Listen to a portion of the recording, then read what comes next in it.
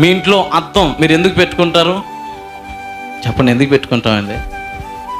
అందంగా కనిపించడానికా, లేకపోతే మనలో ఉన్నటువంటి లోపాలు సరి చేసుకోవడానికా? మన ముఖం మీద ఏదైనా మచ్చలు కానీ ఏవైనా ఒకవేళ కనబడనివి ఇతరులకు మనం శుభ్రంగా సౌందర్యంగా చూపించుకోవడానికి అద్దం కావాలా, లేకపోతే ఏదో ఉండాలండి అద్దం అని పెట్టుకుంటున్నావా? చెప్పండి, ఎందుకండి అద్దం? మన ప్రతిబింబాన్ని మనం ప్రతిదినము చూసుకోవడానికి. ఎప్పుడు?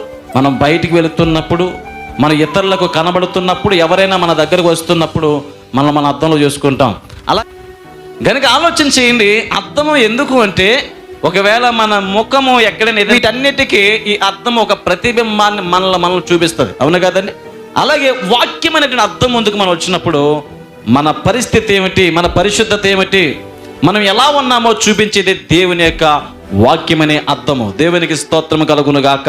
హల్లెలూయా.